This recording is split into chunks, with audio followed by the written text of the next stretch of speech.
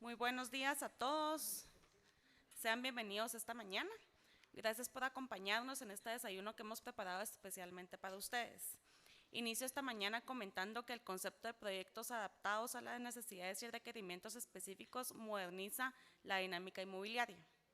El desarrollo de construcción Build to Suit, respaldado con experiencia de calidad inmobiliaria y requerimientos específicos la experiencia de calidad inmobiliaria y brindando una alternativa eficiente en el desarrollo para poder apoyar a nuestros clientes a desarrollar oficinas, vivienda o plantas de producción, transformando e implementando operaciones más eficientes y rentables.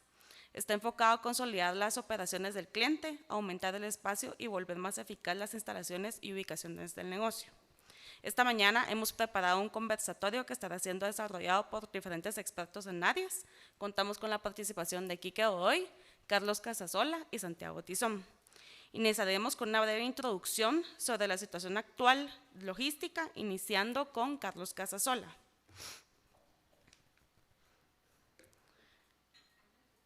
Quien es socio director en Viva Consulting, empresa especializada en la optimización de la cadena de suministros para proyectos en Latinoamérica. Bienvenido, Carlos.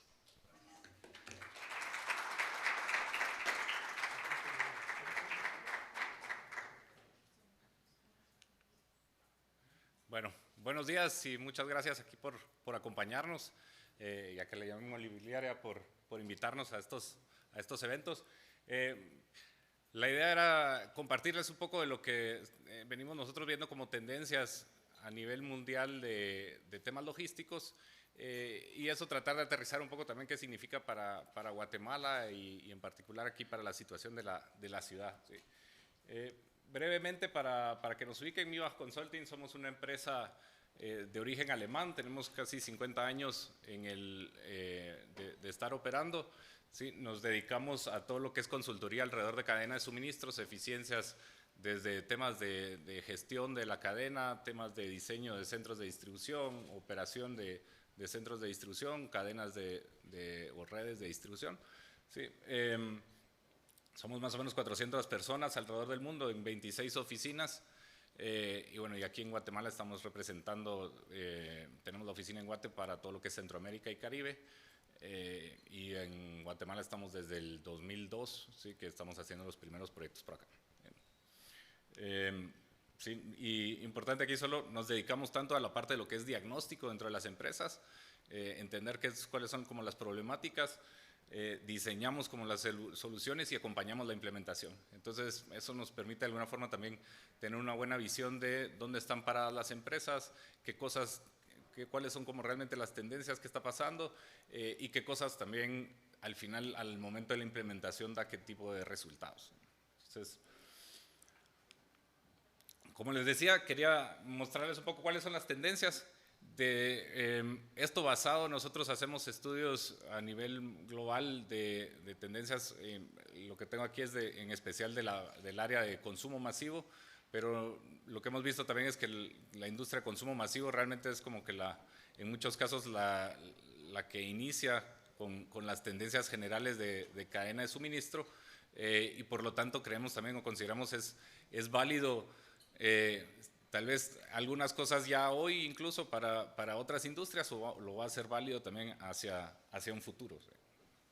Entonces, el estudio, como para una primera idea del estudio, participaron 400 personas de diferentes empresas en 40 países diferentes alrededor del mundo, de diferentes niveles de facturación. Sí, hay empresas de muy variado tamaño en cuanto a lo que facturan.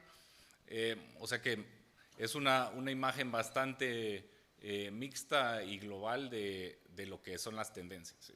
Lo que les traigo es un extracto. El que esté interesado después también con gusto me contacta y les podemos pasar el estudio completo.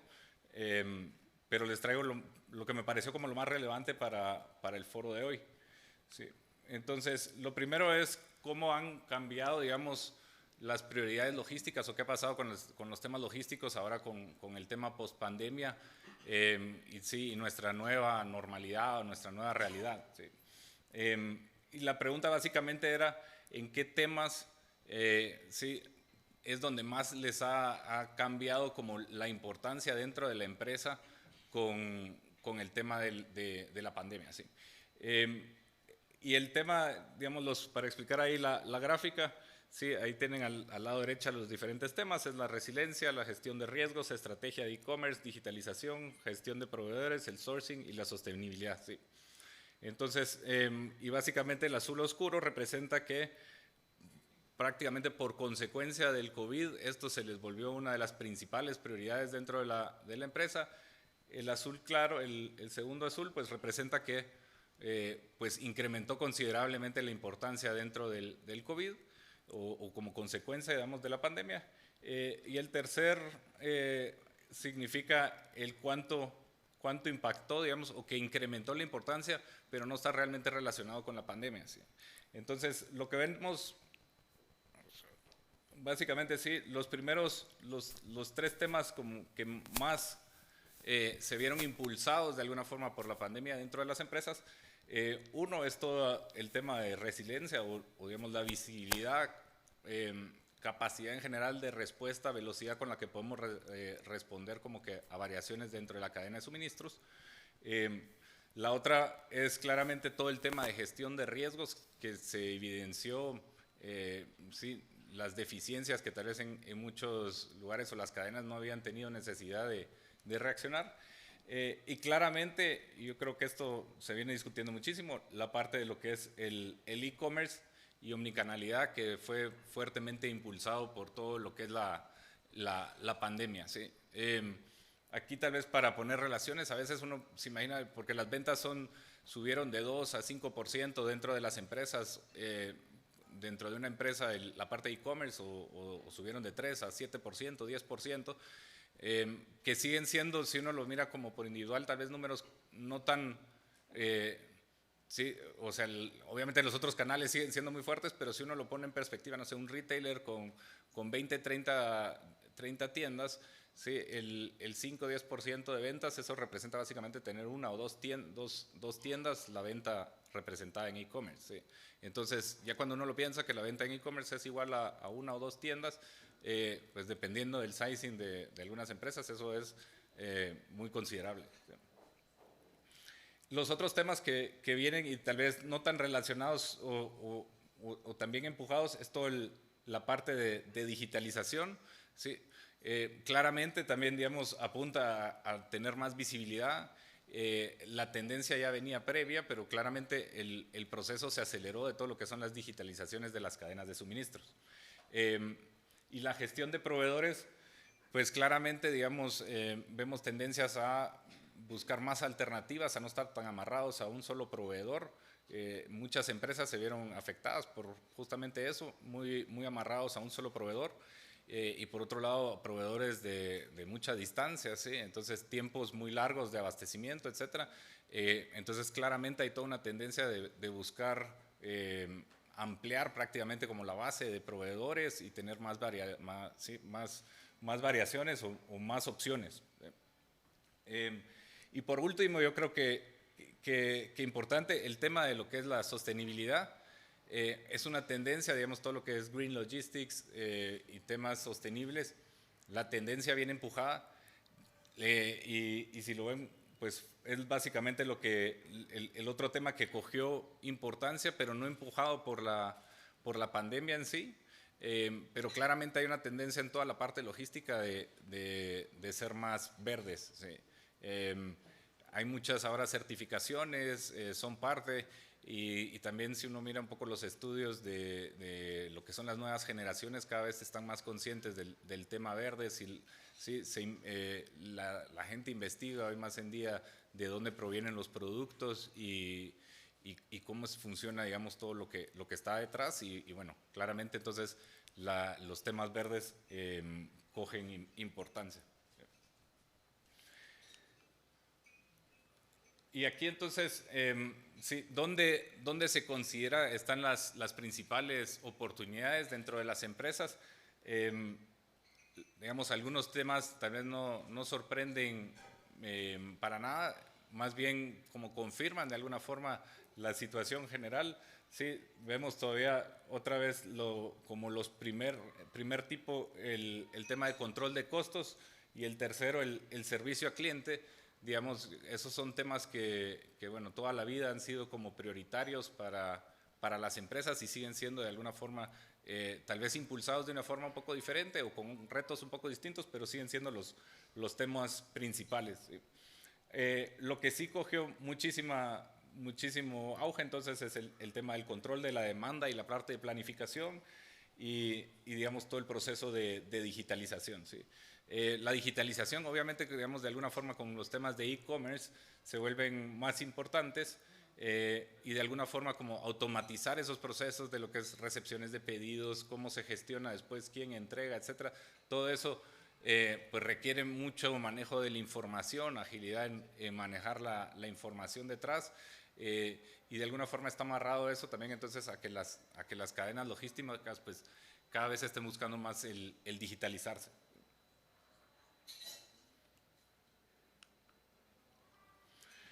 En cuanto a tiempos de pedido, y hablando un poco más, porque yo creo que eso es pues, parte importante de los temas también de cómo diseño después mi red logística, dónde estoy ubicado, qué capacidades tengo instaladas, viene mucho basado en cuál es el nivel de servicio que realmente queremos dar. ¿Sí?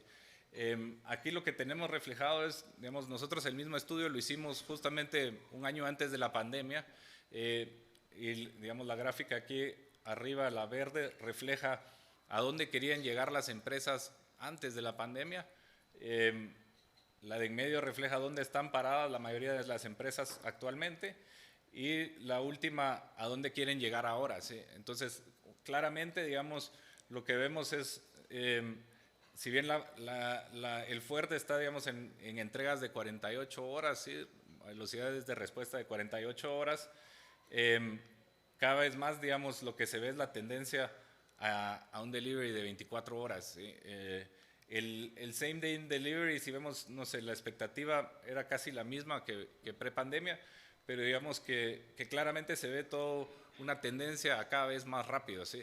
Eso, digamos, de alguna forma siempre se ha escuchado desde el punto de vista desde el consumidor que quiere cada vez más rápido los artículos y las respuestas, y claramente ahora está, digamos, dentro de las agendas de las empresas también lograr esas velocidades de respuestas. ¿Sí? Entonces, claramente la tendencia a nivel logístico es entregas más rápidas. ¿Sí?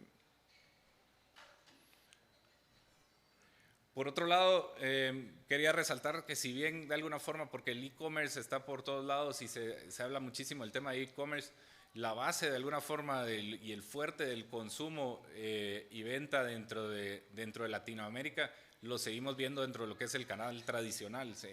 El canal tradicional es el 85% de los puntos de venta a nivel Latinoamérica son puntos del canal tradicional. ¿Sí? Canal tradicional es la tiendita de barrio, la tiendita, ¿sí? de la colonia.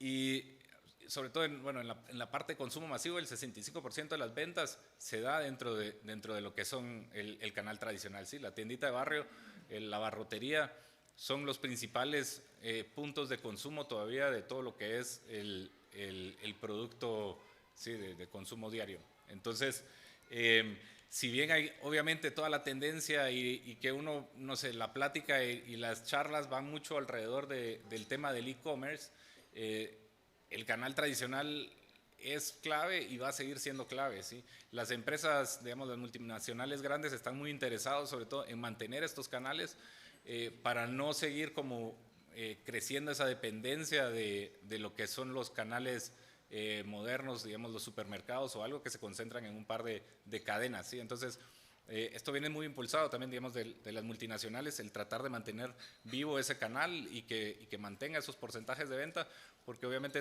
es un poco más mantener la independencia de otros canales. ¿Sí? Entonces, esto para que lo tomen en cuenta también, digamos, el modelo a los principales clientes de gran parte de los modelos de distribución o atención siguen siendo como esos canales tradicionales o las tiendas. Ok, y digamos, reflejado un poco hacia lo que es Guatemala, entonces, ¿qué vemos en Guate? Lo primero tal vez es Guatemala en general. Yo decía, en todos nuestros proyectos que vemos temas de distribución y cómo funciona la distribución, realmente es como que fueran dos mundos, ¿sí?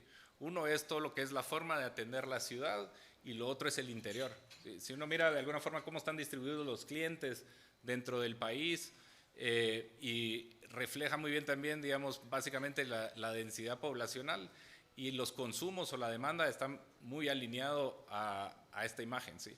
Entonces, ese nivel de centralización que existe en Guate, de que la dependencia de alguna forma como de la ciudad o de la zona metropolitana se refleja en toda la parte logística, ¿sí? Ahora, obviamente, digamos, sí, eso quiere decir que nosotros al momento de pensar atender de alguna forma el país de Guatemala, tenemos que tener de alguna forma como una estrategia para la ciudad y otra es para el interior, ¿sí? Porque son necesidades como muy distintas. Y se divide casi 50-50 de alguna forma normalmente los niveles de consumo de lo que es el área del interior a lo que es la ciudad, ¿sí? Obviamente de eso depende un poco del tipo de industrias, el agro obviamente es un poco diferente que esto, pero digamos si uno se va a consumo masivo, aparte de ferretería, incluso materiales de construcción, todo el comportamiento es muy similar, ¿sí? Y para todos, digamos, las necesidades dentro de la ciudad son muy diferentes a las necesidades dentro del resto del país, ¿sí? Pero por otro lado, entonces, digamos, la validez de la velocidad de entrega de 24 horas, 48 horas, las expectativas siguen siendo, digamos, como igual de altas en muchos casos, ¿sí? El foco que vemos es dentro de las ciudades, pues obviamente, digamos, las empresas están tratando de llegar cada vez más al tema de 24 horas y en el interior del país, si bien se quiere llegar en 24 horas, a la fecha de hoy, en muchos casos es muy difícil, incluso el 48 horas todavía de atención, ¿sí? Y entrando un poco más a temas de la ciudad,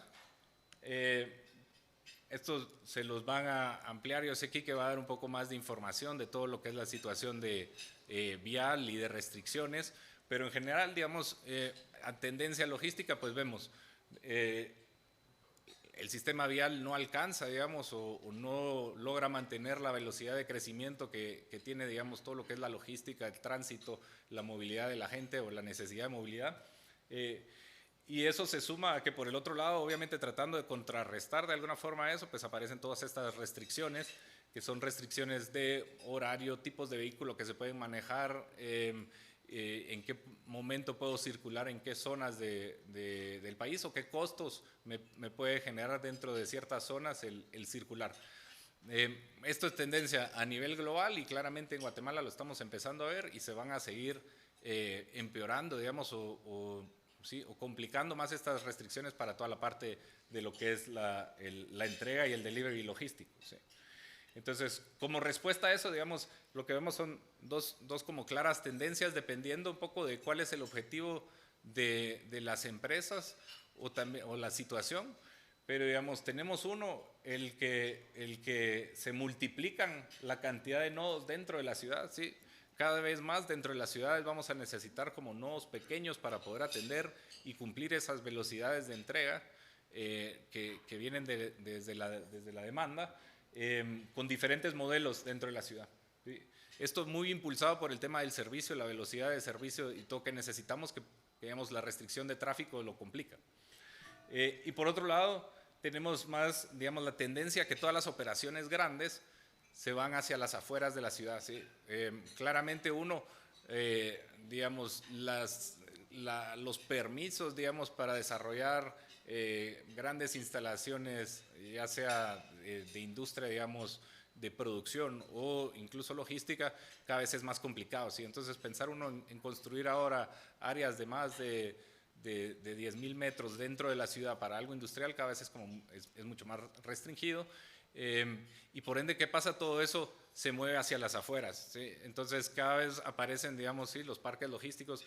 Aquí en Guatemala, pues la tendencia general, ahí en la zona de Amatitlán, claramente porque, digamos, viene el abastecimiento desde el Pacífico, digamos, y es la zona como para terminar de abastecer la ciudad. Eso tanto por importaciones, digamos, que vienen de Asia, pero también todo el producto que viene de México que entra por ahí. Entonces, la tendencia a que esa es una, digamos, de las zonas.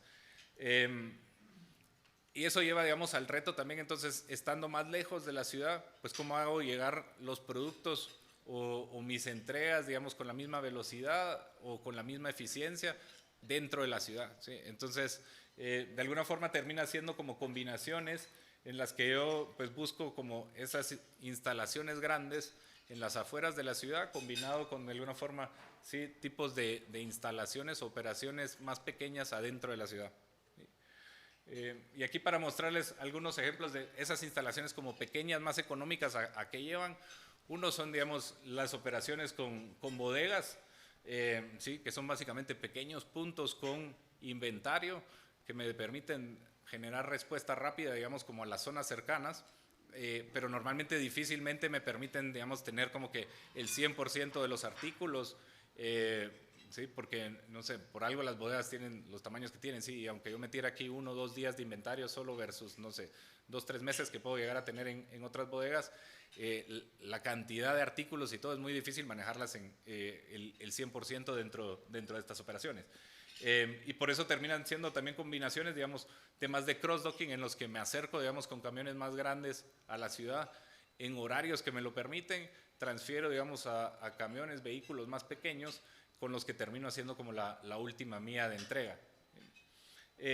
Y el tercer concepto, digamos, que empieza a tener cada vez más auge también es básicamente como hacer un intercambio del piloto, ¿sí? O aprovechar horarios diferentes. Entonces, si bien yo puedo hacer, digamos, la carga del vehículo pequeño desde el origen, sí, no sé, desde Amatitlán, por decirlo, yo en Amatitlán puedo estar cargando los vehículos pequeños, esos se mueven, digamos, en horarios nocturnos o de muy temprana horario en la mañana donde todavía el tráfico no afecta, se acercan, se van a estacionar a diferentes puntos estratégicos, ¿sí? O los que llamamos drop yards, que básicamente son parqueos en los que se pueden ubicar. Eso se puede hacer, digamos, con un piloto o 2 pilotos que lo que hacen es repartir básicamente esos camiones dentro de la ciudad, y ya en horarios en los que, digamos, básicamente el cliente recibe, pues ya se puede hacer entonces la entrega final y un segundo piloto hace como esa distribución ya con esos vehículos, ¿sí?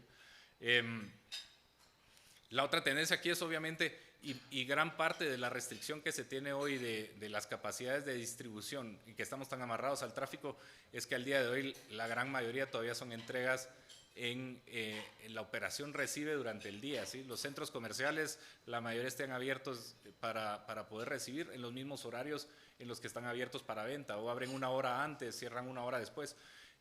Esas ventanas horarias claramente se van a tener que ir moviendo a tener capacidad nocturna, ¿sí? El tiendero claramente también, o sea, recibe el producto cuando está abierto, cuando ya está en la tienda, ¿sí? No apertura en la noche, ¿sí? Estas son otras tendencias que claramente se van a ir modificando a que cada vez más en las noches tengamos operación, ¿sí? Y cambia otra vez a cuáles son como que los momentos en los que puedo salir y distribuir.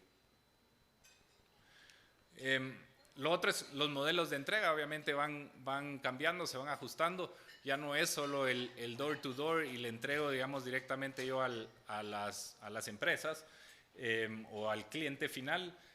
Sí, no sé, muchos de estos conceptos seguramente ya los han visto, digamos,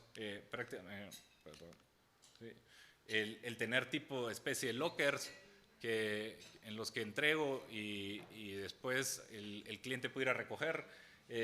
Tenemos conceptos en que, sí, no sé, el tipo Uber Eats, en que básicamente contratos, ¿sí? o pedidos ya que hacen las entregas en el momento. Mucho el esquema, digamos, de pick-up dentro de las tiendas, ¿sí?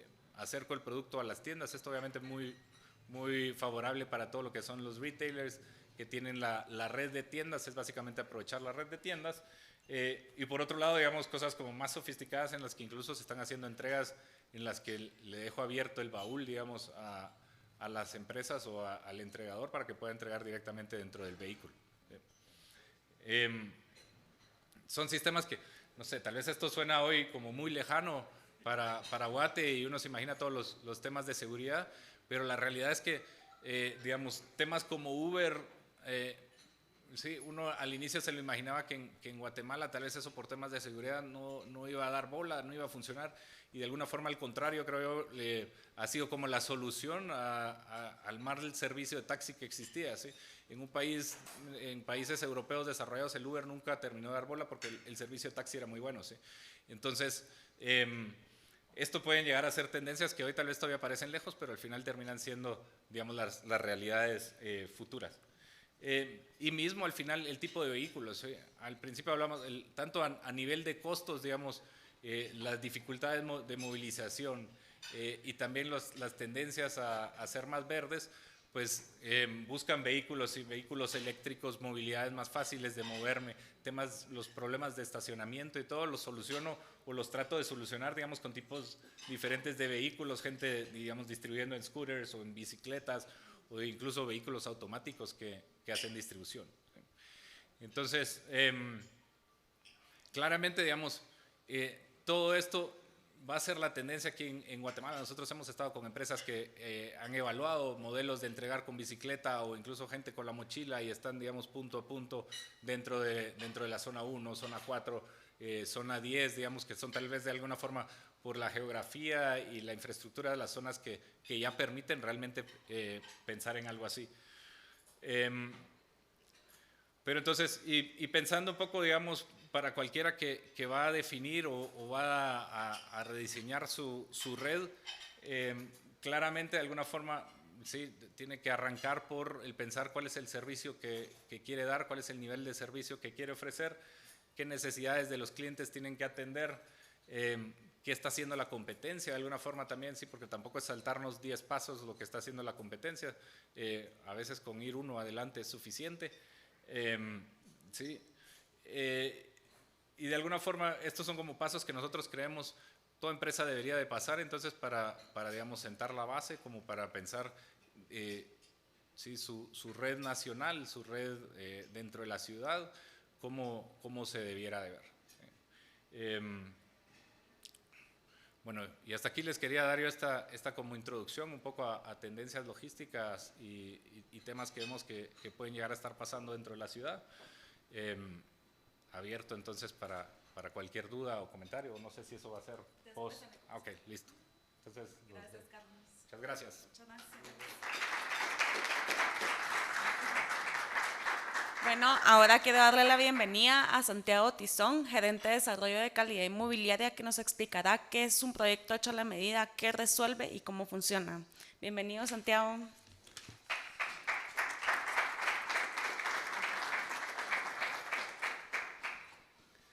Gracias, Ale. Buenos días a todos. Gracias por estar acá. Estamos en calidad inmobiliaria con operaciones ya desde hace 20 años y recientemente, hace un par de años, arrancamos una nueva línea de negocios que hemos denominado calidad inmobiliaria servicios.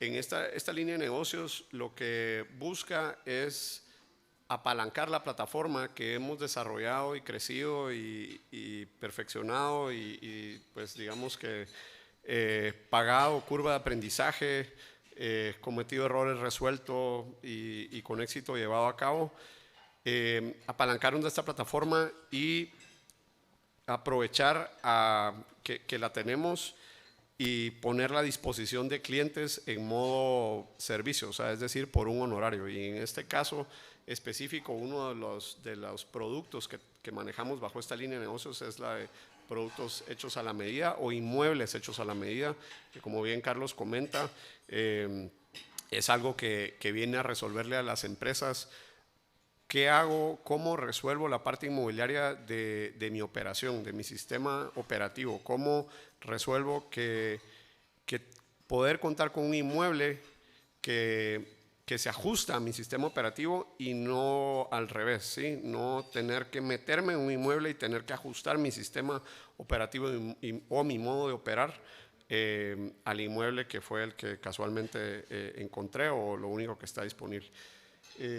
Les voy a dar un poco de contexto de cuál es la situación a nivel Guatemala macro y cómo estamos posicionados en Guatemala, no solo en Guatemala, pero sino en la región de cara a estos nuevos retos que Carlos ya nos introdujo. Vivimos en un contexto en donde, por lo que Carlos ya nos comentó, tema de pandemia, tema de cadena logística trabada por ya 2 años prácticamente y que no se ha terminado de lograr balancear. Estamos en una coyuntura complicada para la región, pero también como todas las complicaciones pues traen oportunidades bien interesantes. A esto pues se suma también el contexto del tema en Ucrania, pero pues la crisis sanitaria, la pandemia y algunos de los temas ambientales que ya Carlos nos comentaba. ¿Cómo la región y Guatemala específicamente están posicionados para tomar ventaja de esto? Pues la ubicación geográfica y la cercanía a los mercados, a uno de los mercados más grandes globales que es Estados Unidos, Canadá, México, pero sobre todo Estados Unidos, nos posiciona geográficamente con una tremenda ventaja. Y entonces la oportunidad consiste en tomar un pedazo del pie en la participación de esa cadena de suministro o de esa cadena de valor. El BID nos dice que un aumento del 10% en la participación de un país, el crecimiento, digamos, o el tomar un pedazo del pie del 10% en esa cadena de valor puede traer hasta un aumento en el 14% en el aumento del Producto Interno Bruto por cápita. O sea que sí es algo que vale la pena perseguir. A esto se le ha denominado el nearshoring o el traer, acercar la cadena de suministro, de logística, de manufactura a costas cercanas de los mercados principales, o sea, entendiendo nuevamente Estados Unidos, Canadá. Y se estima que el PAI que está en juego ahí es de 78 mil millones de dólares para la región latinoamericana. Se estima que de estos 64 mil millones de dólares están en temas de bienes, o sea, de mover específicamente productos o participar en la manufactura o logística de productos, y 14 mil millones en servicios.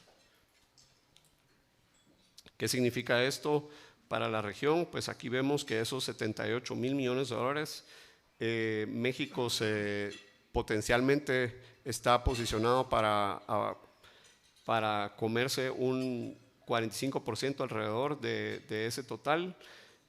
Otros jugadores prominentes, pues Brasil con más o menos un 10%, Argentina por ahí del 5%, Colombia por ahí del 3%, y a Guatemala lo vemos con un potencial de 786 millones de dólares, capturar de esos 78 mil millones de dólares. Como región estamos posicionados para poder capturar entre un 3 y un 4%. ¿Cómo está distribuido estos 780 millones de dólares que es el potencial para Guatemala?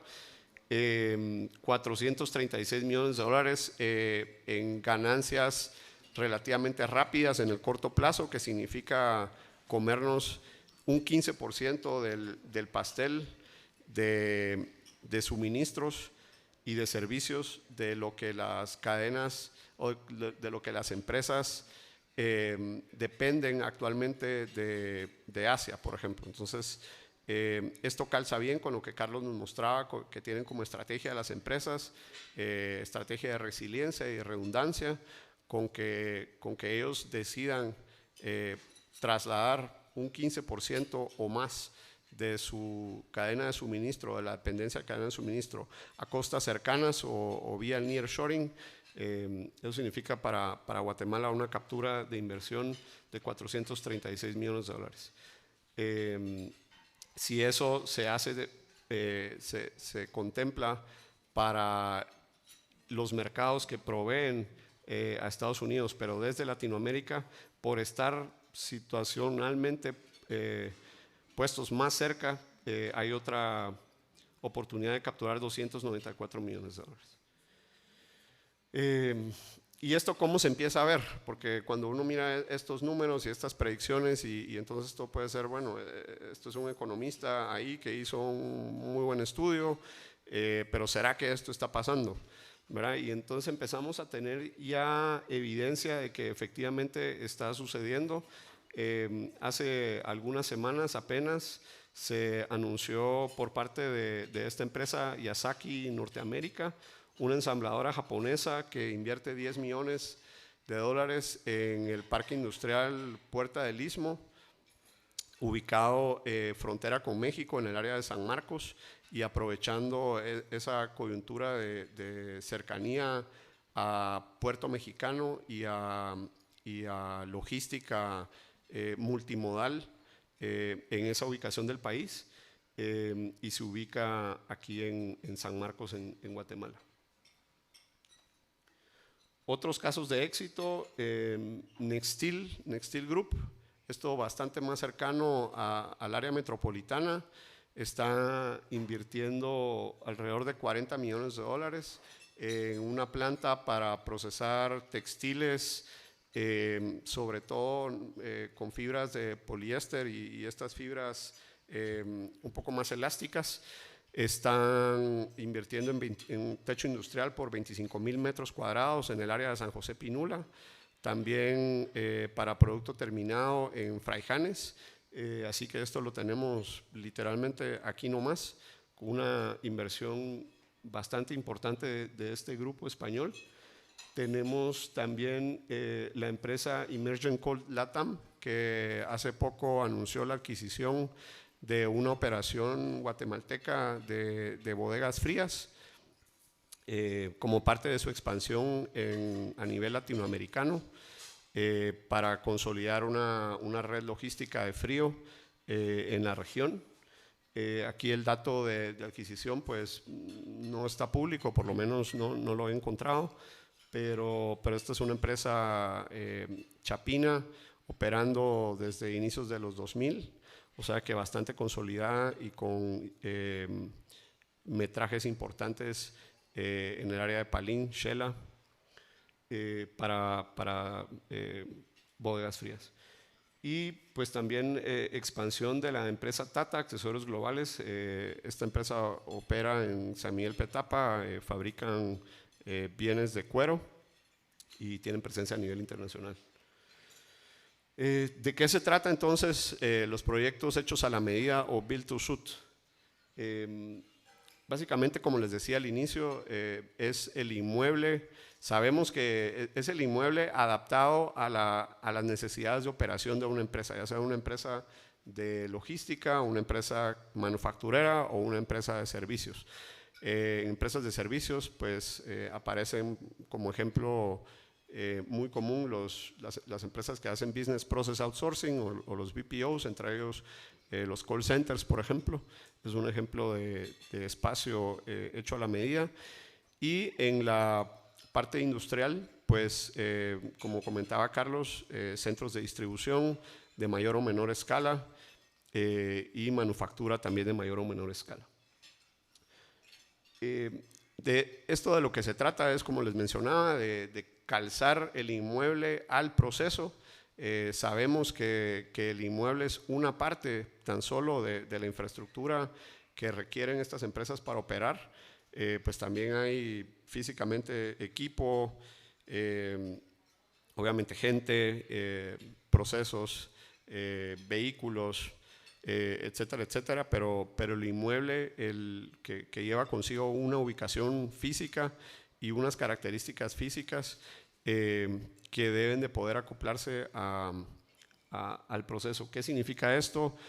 Alturas a la medida. Si un consultor como Carlos diseña el proceso para que el almacenaje sea a estanterías a 12 metros, por ejemplo, pues entonces este proceso no va a caber en una bodega de 6 metros o de 9 metros que puede ser construida especulativo como hemos visto que sucede en el sur del país, sino que necesita un techo que específicamente pueda alojar esas estanterías o esos equipos a 12 metros. Si esta empresa va a almacenar a 12 metros y hacer su picking a esa altura, necesita ciertos equipos montacargas que puedan hacerlo, y estos equipos van a tener que rodar sobre un piso con una especificación también muy distinta a un proceso que es tan solo a pila a piso, por ejemplo.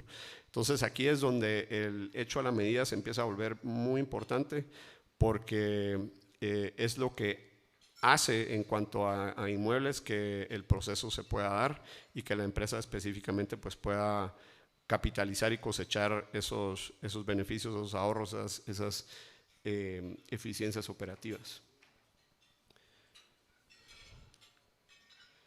¿Cómo funciona este proceso? Pues básicamente en 4 etapas. La primera etapa es una etapa de diagnóstico. Dependiendo de la complejidad del caso o de la escala del caso, esto es algo que en calidad inmobiliaria hemos aprendido a colaborar con ciertos expertos, entre ellos MIVAC, con quienes ya pues hemos trabajado algunos casos. Y luego de ese diagnóstico que me permite entender cuál es la situación o el estatus de la empresa, entonces en conjunto con este resultado, pues ya se puede empezar a plantear un plan de proyecto y una selección de sitio. La selección de sitio siendo súper importante porque, como hablaba Carlos, pues hay estrategias para ubicar parte de la operación fuera del área urbana de la ciudad, fuera del área de restricción de movilidad, pero en combinación muchas veces con polos de distribución dentro de la ciudad y pues con las variantes que ella nos comentó. Luego en la tercera etapa pues hacemos planificación, o sea, elaboración de planos, presupuesto, lidiamos con los permisos o gestionamos los permisos ante las diferentes entidades institucionales, gubernamentales, municipales. Y en la etapa 4 pues hacemos la construcción, el equipamiento, la supervisión, control y entrega llave en mano del inmueble. ¿Qué ejemplos podemos darles de esto? Clientes específicos. Esta es una foto del centro de distribución de Codiza, una empresa que se dedica a importación de productos de consumo masivo y distribución. Este fue un caso que que trabajó esta empresa con MIVAC y luego nosotros tuvimos el gusto de servirles a la empresa para construirles el activo. Es un centro de distribución ubicado en Amatitlán, en District Park, un parque logístico que también desarrollamos, 15,000 metros cuadrados de techo industrial, más o menos 1,500 metros cuadrados de oficina, almacenamiento, altura al hombro de la bodega 12 metros, piso con juntas acá 30 metros, o sea, es un edificio AAA en términos de logística en cualquier lugar del mundo. Hemos trabajado también este es un ejemplo urbano, esto está ubicado en la zona 9, este es un ejemplo de una combinación de producto hecho a la medida para un cliente, tanto para satisfacer o para resolver sus necesidades administrativas como también operativas. Es un cliente de tecnología para la industria y los apoyamos con sus oficinas en zona 9, logrando entregarles un proyecto ya en mano diseñado específicamente para ellos. Aquí se ven otras imágenes del proyecto terminado de PDC Codiza en el Parque Industrial District Park. Y este es otro ejemplo interesante de ciudad. Esto está literalmente en zona 9, muy próximo al aeropuerto. Este es un caso interesante en el sentido en el que no es productos de consumo masivo, sino esta es una empresa que se dedica a suministrar insumos para empresas, para laboratorios médicos y también tecnología para laboratorios médicos. Entonces, es un ejemplo de un caso que tiene que estar dentro de la ciudad por la velocidad a la que tienen que reaccionar para sus clientes, y que dentro de la ciudad no encuentra inmuebles pues que jueguen muy bien con sus procesos, sino que necesitan algo totalmente hecho a la medida. Es un proyecto de una escala relativamente baja, pero ilustra esa necesidad de poder empatar las cualidades del inmueble con el proceso y resolverle a la empresa para que a su vez le pueda resolver a sus clientes. Y este es otro ejemplo que estamos trabajando con una empresa regional, no guatemalteca. Estamos ayudándolos a mejorar su cadena de suministro en Guatemala y les estamos desarrollando a la medida un centro de distribución en el área oriente del país, específicamente en el área de Teculután, y trabajando activamente con ellos para otras ubicaciones en el país. Aquí otras imágenes que como grupo hemos atendido. Nuevamente, no todo es bodega tradicional como la conocemos. Aquí vemos el edificio de AMM, que es la empresa de mayoristas de energía eléctrica. Esto fue un proyecto hecho a la medida en Boulevard Próceres. Arriba se mira un proyecto precisamente para Business Process Outsourcing, ubicado en Atanasio, y también el campus de Toto, que combina uso de bodega y uso de oficinas administrativas. Entonces todo esto, pues vamos a ver, busca al final del día, para recalcar, resolver la necesidad de la empresa que necesita espacio para poder ejecutar bien su proceso de negocio y no tener que adaptar su proceso de negocio al espacio que encuentra o que simplemente no encuentra y tiene entonces que hackear, como decimos, su operación, porque está metido dentro de la ciudad cuando debería estar fuera de las zonas de restricción vehicular. Carlos mencionaba, por ejemplo, empresas que necesitan, que ya no encuentran espacio de 10,000 metros cuadrados dentro de la ciudad y por lo tanto necesitan irse fuera, pero poder dejar algo adentro para hacer distribución de última milla o distribución rápida. Yo diría que no es solo eso, es también difícil para las empresas que crecieron dentro de la ciudad con esas características, pero que ahora ya no pueden operar bien, no es sostenible simplemente, ¿sí?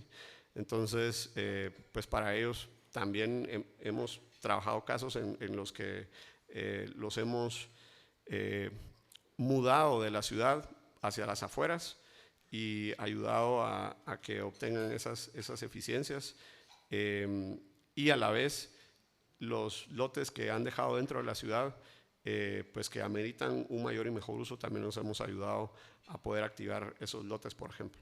Entonces, esto es un poco de lo que buscamos atender bajo la línea de negocios de servicios, específicamente bajo este producto de proyectos hechos a la medida.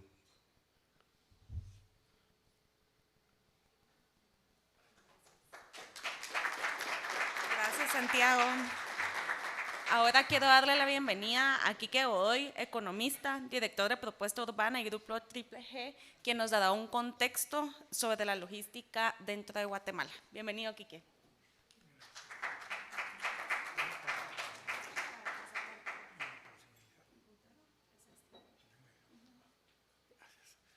Buenos días, muchas gracias.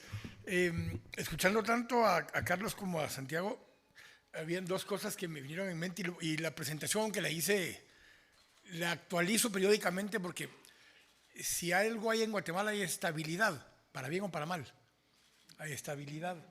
Como he dicho yo siempre, no hay nada más estable que un muerto. Y entonces pasan los años y los temas que volvemos a discutir son más o menos los mismos, con un hoyo más o un deslizamiento más, pero fuera de eso no cambia mucho la estructura. Pero hay tres temas.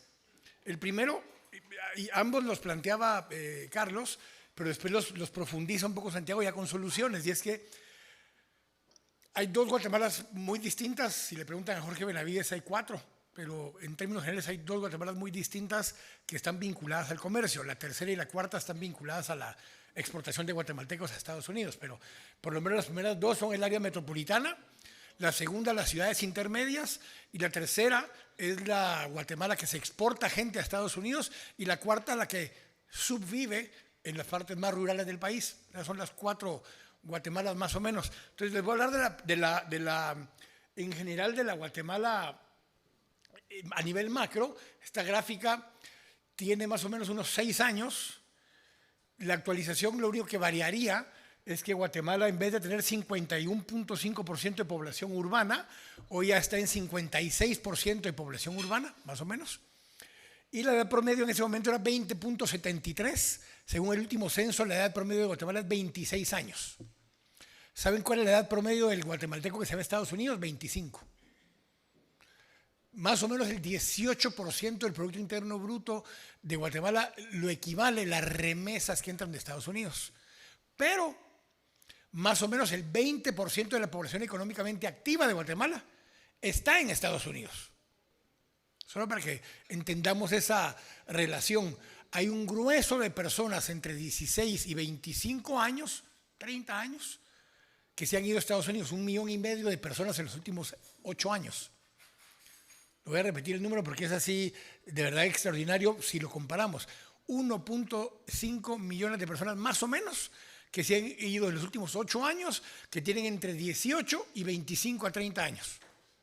Esa es la razón por la que entra tanta plata en remesas, pero esa es la razón también por la que la demanda en mucho del resto del país, que es lo que explicaba Carlos hace un momento, ha venido creciendo. Y lo explico así porque, entonces aquí es donde tiene lógica esto que hemos discutido muchas veces, y esto se presentó en el año 2016 por primera vez, tanto de parte de gobierno como de parte de Fundesa, y es un poco esta lógica.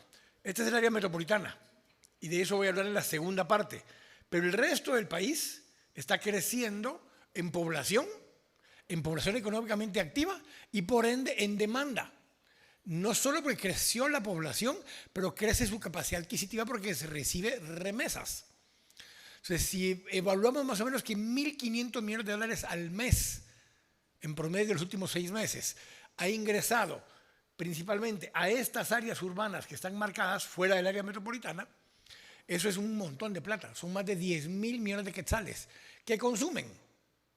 Una buena parte de lo que consumen se produce aquí, o se importa y se transforma y se empaca aquí, y se tiene que redistribuir al resto del país. Entonces, nuestro dilema hace muchos años era cómo distribuimos dentro del área metropolitana. Eso lo vamos a ver en la segunda parte. Pero hoy el dilema es que importamos para transformar y reexportar. ¿Pero qué hacemos? Importamos materia prima de Asia, por acá, lo traemos aquí y lo volvemos a regresar al puerto. La lógica en el mediano plazo es que entre Escuintla y Puerto Quetzal se desarrollará un área de logística enorme para importar, transformar y reexportar, o mejor conocido como maquila, de distintos tipos. Pero igual debería poder pasar acá. Una de las ciudades que más ha crecido, distinto a lo que habíamos proyectado originalmente, es el área de Puerto Barrios. Puerto Barrios, Morales, Livingston están creciendo a más del 20% anual en población, y es porque llega muchísima gente al área a trabajar, y la parte de esta región, desde Entre Ríos hasta el área del puerto, de los puertos y del aeropuerto que está ahí, eso va a transformar por completo esa región. Pero eso también está modificando esto, el eje desde Puerto Barrios hasta el rancho. Entonces, todo ese eje que está ahí se está transformando radicalmente porque se está volviendo un área de importación, almacenaje y redistribución hacia esta misma región o hacia acá. ¿Por qué todo eso es importante? Porque aunque vamos a hablar de las restricciones de paso por Ciudad de Guatemala y por las grandes ciudades intermedias, el modelo que estamos viendo en Ciudad de Guatemala se va a replicar en el resto del país cada vez más rápido. Ya vimos la crisis de San Lucas, antes el problema era Chimaltenango, pues ahora el problema es San Lucas. ¿Por qué? Porque San Lucas de por sí, el paso que conocemos como San Lucas, era un libramiento, porque antes pasábamos por en medio de San Lucas. Esto que vemos hoy alrededor es un libramiento. De poco nos sirve construir infraestructura que libere las áreas metropolitanas si no ponemos normativas de uso de suelo sobre esa nueva área, porque va a pasar exactamente lo mismo otra vez en esa nueva autopista. Y eso es parte de lo que estamos viendo a nivel nacional. Y es el tema de cadena de logística o el Plan Nacional de Logística. cuando vemos ahí más o menos 4 subsistemas, hay 11 clústeres. ¿Cuáles son los 11 clústeres? Las 11 ciudades intermedias que identificamos en ese momento. Realmente son alrededor de 17 ciudades intermedias. En estas 11 estaban el área de Antigua, estaba el área de Escuintla, el área de Reu, Mazate, Coatepeque, el área de Xela, Huehue. No estaba el área de Quiché, y sin embargo el área de Quiché es un área con un crecimiento muy fuerte. Entre Ixcán y Varías tienen más de 1 millón de habitantes. Entre Ixcán y Varías tienen más de 1 millón de habitantes, flotantes y permanentes, pero son 1 millón de habitantes. Ixcán, por ejemplo, no está conectado a la red de electricidad nacional. Todavía se genera electricidad con plantas de diésel o de búnker, para que veamos la diferencia y las distancias de lo que estamos hablando. No hay una carretera asfaltada que atraviese todo Ixcán, mucho menos que distribuya dentro del Ixcán en sus 14 comunidades. Pero este eje que está acá es un eje enorme de desarrollo que no está ni siquiera tocado, y el otro que no estaba en nuestro mapa original era Jalapa-Jutiapa, que cada vez está creciendo mucho más y ya está llegando a los niveles de Zacapa-Chiquimula, que era el otro eje que estaba en ese sector. ¿Por qué es importante esto? Porque obviamente lo que necesitamos acá es mejorar el área de puertos y aeropuertos en el sur, más allá de costos, corrupción y todo lo demás. Obviamente se va a terminar de construir un aeropuerto de carga en la costa sur. Ese aeropuerto de carga vinculado a EPQ debiera ser, de hecho, un aeropuerto de carga de la empresa portuaria Quetzal. No debiera ser un modelo distinto. La empresa portuaria Quetzal es la que en sus propios terrenos, porque tiene enorme cantidad de tierra, debiera construir el aeropuerto de carga y hacer un nodo de carga marítimo y aéreo en el sector, que se volvería un centro logístico en toda la región. Y todo esto va generando diferentes nodos, conglomerados y corredores que se deben poder desarrollar para el tema de logística a nivel de país. Y por eso les insistía que la primera parte es el nacional, pero la segunda parte es el metropolitano. Carlos decía, dependiendo de la industria, yo trabajo en 3, 4 industrias distintas y más o menos todos tienen esta lógica. Entre el 45 y 50% de su mercado de consumo está en el área metropolitana. 10, 12 municipios del área metropolitana. Y el resto de su mercado está disperso en el resto del país. Pero más o menos el 25 a 30% está en Occidente. Desde más o menos Chimaltenango, Tecpan, hacia Huehuetenango, San Marcos, Xela, Toto queda en medio, y un poco la parte de Quiché. Pero cuando vemos eso, el problema de movernos dentro del área metropolitana de Guatemala, el área metropolitana de Guatemala tiene casi tantos kilómetros de carretera como el resto del país. Y no alcanzan. Entonces, solo si lo vemos por kilómetros número de kilómetros lineales de carreteras, solo el área metropolitana tiene más kilómetros asfaltados que el resto del país junto, incluyendo autopistas, calles internas de Xela, lo que ustedes quieran. Y aún así, tenemos este dilema. Estas 2 primeras cifras son del 2021, las siguientes 2 son del 2020, porque no han logrado ir actualizando en la MUNI de Guate todavía todos los datos, pero solo esta cifra lo que nos dice es que para pasajeros, estos son números de pasajeros, personas, no vehículos, pasajeros. El número de personas que se mueven en vehículos privados ha subido sustancialmente, pero principalmente porque subió mucho el de motos. En los últimos 3 años, el de motos ha subido casi 30% anual. La movilidad en motos. No solo de personas, pero también de bienes y productos. Porque muchos de los deliveries ahora, de la última mía que decía Carlos, se hacen en pequeño vehículo o en moto directamente. Tengo amigos que están en el negocio de Airbnb que tienen 3 motos con su mochila en la parte de atrás y atienden todos los servicios de Airbnb desde sus motos.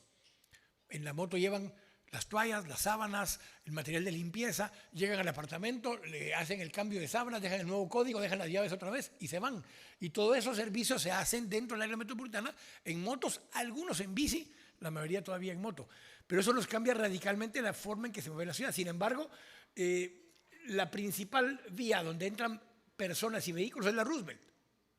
Ojo, es de donde entran principalmente más vehículos. Entran casi tantos vehículos como personas por la Roosevelt. Pero por la Martí entran menos vehículos, pero entran más personas. Porque hay más personas por vehículo y porque los vehículos son más de transporte público que privado. Y el que se lleva el récord es Carretera Salvador. Es donde relativamente más vehículos entran, pero menos personas entran. Porque en promedio entramos una persona por vehículo. En la mayoría de las otras arterias entran de 2 a 4 personas por vehículo. Entonces, tenemos mucho más vehículos entrando por carretera El Salvador, cada vez tenemos más carga entrando por carretera El Salvador, y no hay un área de logística grande en esta área de carretera El Salvador que permita transformar la carga de vehículo grande a vehículo pequeño para que se pueda distribuir mejor dentro de la ciudad. Entonces, estos son, en términos generales, es el movimiento. Este es el de pasajeros, que eso incluye autobuses grandes y autobuses pequeños. Y lo que nos muestra otra vez es que, si ustedes ven acá, aquí baja a 11,000 y la Roosevelt está en 79,000. Voy a regresar a esto. Aquí estaba en la Roosevelt 162,000, Mushbal 55,000. Pero son personas. Número de vehículos eran los mismos. Entre la Roosevelt y carretera El Salvador en general, entran más o menos los mismos vehículos, pero entran 3 veces más personas por la Roosevelt que lo que hacen por la carretera El Salvador. Y cuando vamos a transporte de pasajeros, la relación es más 7-1.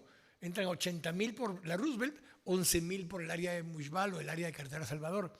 Entonces sí cambia y varía completamente esto. Aguilar Bata es el siguiente más fuerte en transporte, y el Atlántico baja, pero porque nuevamente ahí lo que está contando son unidades y entran más personas en cada una de las unidades. Las dos anteriores eran de 2021, este es 2020.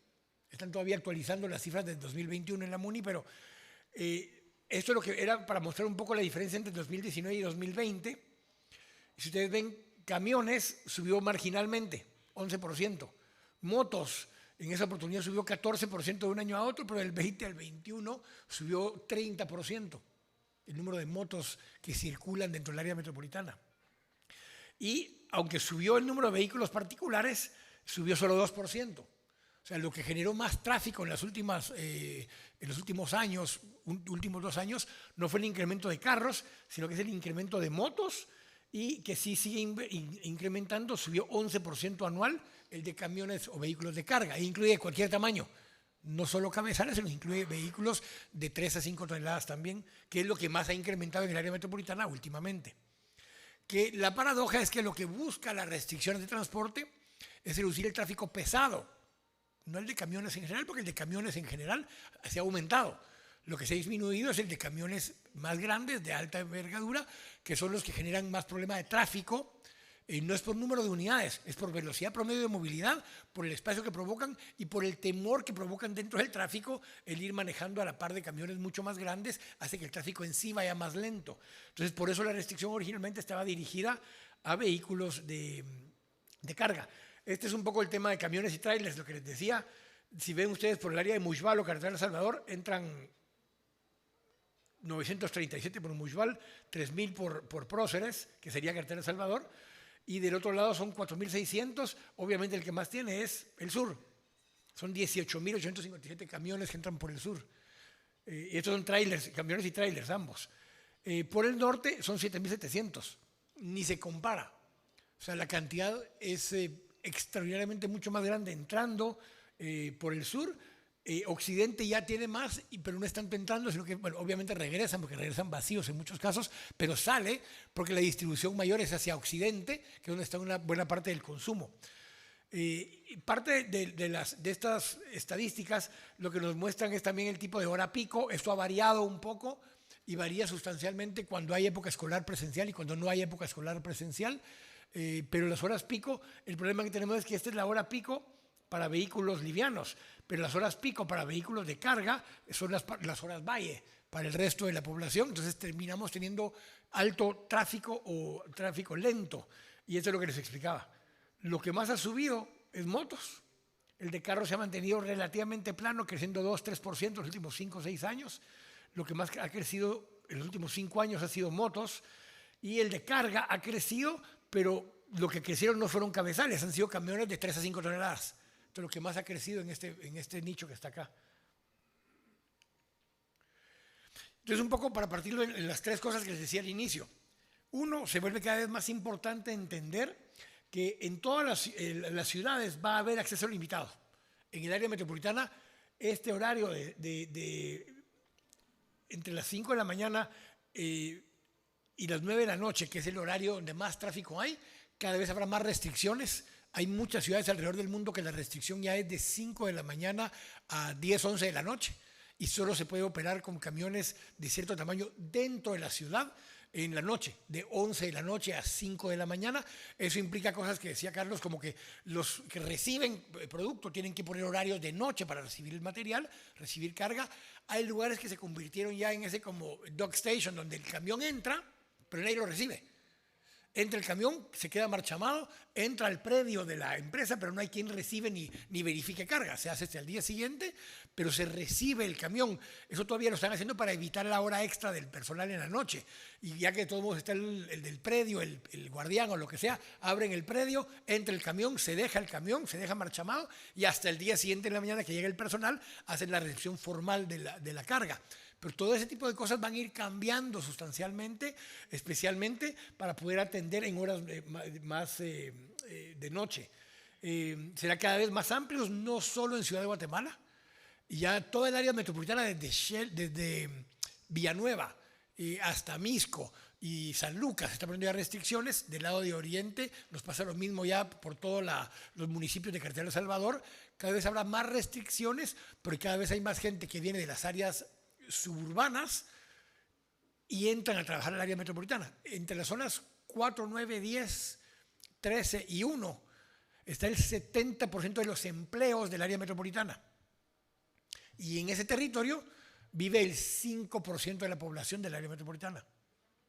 ¿Qué quiere decir eso? Que el resto viene de otros lugares, principalmente de municipios fuera del área metropolitana, más zona 18, zona 11, zona 7 y zona 21 de la Ciudad de Guatemala.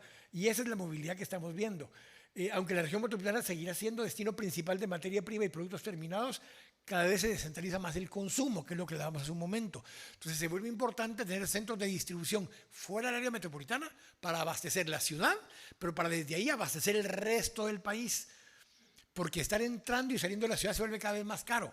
No solo por los horarios, pero porque la tierra y las bodegas dentro del área metropolitana se vuelven más caras y terminamos teniendo cosas ya como las que decía Santiago con respecto a tener puntos de distribución interna dentro de las ciudades, bodegas más pequeñas. Zona 9 principalmente se presta muchísimo a eso porque de todos modos tiene restricción de altura por el cono de aproximación del aeropuerto. Entonces, construir de 3 a 5 niveles en el lugar, donde parte sea bodegas, parte sea oficinas, y tiene un centro de distribución, va a reemplazar la misma lógica que tenía la terminal para efectos de productos perecederos, va a empezar a tener un poco esa lógica para productos de otro tipo, para distribuir en la región o en el sector, para facilitar la movilidad de esa última mía de entrega. Y eso lo que requiere es una logística muy distinta. Mucho es a la medida, pero mucho es entender que veníamos de un momento que se empezó a construir en los años 70 hasta hace 4 años, que era el modelo Just in Time, donde manteníamos poca bodega, poca existencia en bodegas y el 90% de las cosas llegaban el mismo día. Walmart y lugares por el estilo no mantienen bodegas. Lo que está en el anaquel es lo que hay, poco es lo que está en todo caso en un backroom, y eso ya cada vez es más difícil. Entonces viene Walmart y ahora tiene predios para que el tráiler esté parqueado a la par de la tienda, pero la vacían en el momento que se vacía la anaquel, pero no construyeron bodegas nuevas. Entonces, adaptarnos a esas nuevas realidades, de pasar de just in time a mecanismos más flexibles y de atención a esa entrega de último minuto o de la última mía, es lo que nos lleva a poder tener entregas en 24 horas o en 48 horas principalmente, pero hay productos que pueden tener entregas en una semana. Y esos productos de una semana ya no requieren que la bodega esté a la par, en zona 9, 10, 13, 14, 15, donde están los lugares de consumo, sino que puedan estar en un lugar en el área metropolitana circunvecina, lo movemos de noche en un camión pequeño o mediano, llega al punto de destino y ahí ya se descarga, si no en la misma noche, en la mañana cuando ya llega el personal. Y el otro tema tiene que ver con el tema de la logística de distribución dentro de las regiones metropolitanas, va a ser cada vez más afinado, y por eso puse plural regiones metropolitanas, no solo Guate, Xela no es ni siquiera del tamaño de la Guate de los 60s. Sin embargo, ya hay días y horas en las que el tráfico es de 1 hora, hora y media, para moverse de la zona 3 a la parte exterior de Xela, porque no han hecho una buena planificación ni tienen suficiente infraestructura vial. Si eso es hoy, en 15, 20 años se estima que Xela se va a haber triplicado en tamaño. Imagínense qué va a pasar que en Shela, si no se ordena eso, Salcajá va a terminar siendo un lugar importantísimo para distribución para Shela, va a ser el Misco o el Villanueva del sector, y tiene que poder planificarse para eso, tener los parques industriales, tener los lugares de destino intermedio para que el lugar final sea algún punto dentro del área de Shela. Y lo otro es que seguir poniendo atención a esto. Guatemala pasará de 56% de población urbana que está hoy a 75% de población urbana. La mayoría no es en el área metropolitana de Guate. Guate va a pasar de 3,5 millones a 5,2 millones. Pero lugares como Shela se van a triplicar en población.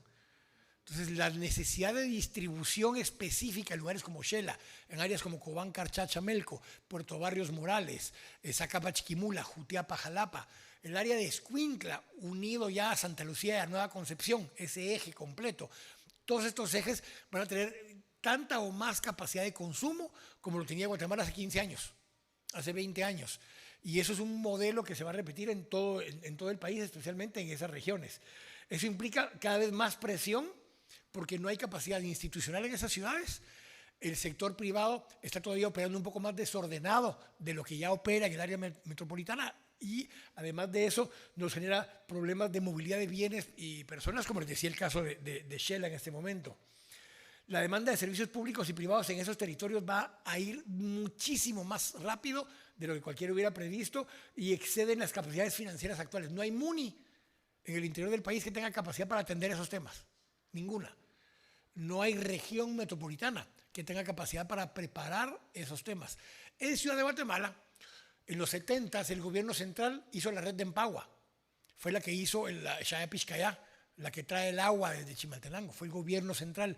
El periférico lo construyó el gobierno central. O sea, toda la infraestructura grande que ustedes ven en Ciudad de Guatemala no la construyó la MUNI, la construyó el Estado a nivel nacional, porque era imposible poder construir ese tipo de capacidades con los ingresos que se tenían en ese momento.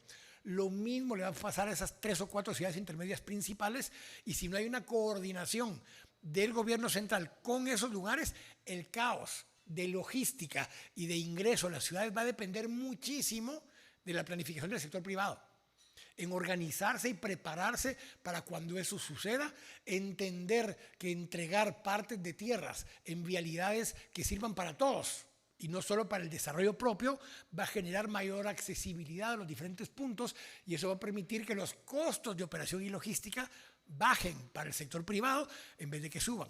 Entonces, nos centramos mucho en temas de seguridad y cerrar grandes territorios y generar grandes parques que bloqueen el paso, pero a la larga manejar más accesibilidad y más vialidades en esos sectores, a la larga nos va a beneficiar a todos porque va a reducir nuestros costos de movilidad. Y por eso este último tema, el caos por movilidad de bienes y personas será cada vez mayor, lo que llevará a más restricciones de horarios, porque pasa lo contrario.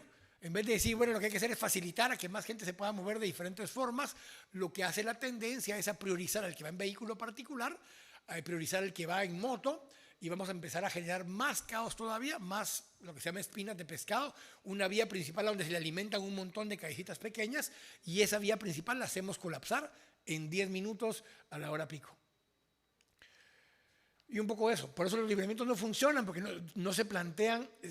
A ver, si se plantearan como autopistas de paso, que es la VAS, podrían funcionar. Pero si se plantean como autopistas de paso, ya no va a haber un destino en ese lugar. Si la calle de San Lucas, la que hicieron nueva, que es la que hoy ya está saturada, a la que le acaban de hacer otro paso de nivel que no va a resolver el problema, y no la regulamos, todos los centros comerciales que se construyeron sobre el pedazo entre el puente para ir a la Antigua y el cruce anterior para ir de la ciudad de Guatemala son los que causan el tráfico. En todo caso, se debe haber construido carriles auxiliares para entrar a los centros comerciales. Pero ¿quién tendría que haber puesto la tierra para los carriles auxiliares? Los desarrolladores. Porque no había de otro lugar donde sacarlo. El retiro debía haber sido de 41 metros. No tiene ni 14 metros de ancho la autopista en ese punto. En teoría dice que la autopista debiera tener 40 metros de derecho de paso. No hay. Si estuvieran, podrían haber dejado 2 carriles de paso y 1 o 2 carriles de acceso, que son los carriles auxiliares, para acceder a los centros comerciales, con lo cual las vías principales podrían haber seguido funcionando con mucho más ligereza. Entonces no se requiere hacer un segundo piso, se requiere que lo que se haga se haga con la planificación adecuada para evitar esos problemas el día de mañana. Pero además, cuando atravesamos ciudades, tenemos que entender que se vuelven en autopistas urbanas. Y una autopista urbana, la mejor forma de distribuir tráfico en una autopista urbana no es con pasos a desnivel, es con semáforos. Porque el semáforo permite que haya pasos a lo ancho, transversalmente y longitudinalmente. Y eso nos permite facilitar el tráfico en el sector en vez de facilitarlo solo en una dirección. Que en el caso, por ejemplo, Liberación es movernos este-oeste. Pero todos los movimientos norte-sur están obstaculizados por pasos a desnivel o por mecanismos que obstruyen esa movilidad. No digamos carretera El Salvador, que solo hay una forma de llegar desde el puente de Mushbal, digamos, hasta, si quieren, hasta casi que hasta Jutiapa, para ponerlo así, es la carretera principal. No hay vías alternas y no hay vías norte-sur. Todo lo tenemos que hacer subiéndonos a la carretera principal y volviendo a salir de la carretera principal. Y eso sería un tráfico extraordinario en ese sector. Y esta última es la que no se ha empezado a dar, que hace años está sobre la mesa y no se ha hecho, es restringir el paso de vehículos de carga pesada, pero especialmente de contenidos peligrosos. Hay muchos productos inflamables o tóxicos que transitan durante el día en la ciudad.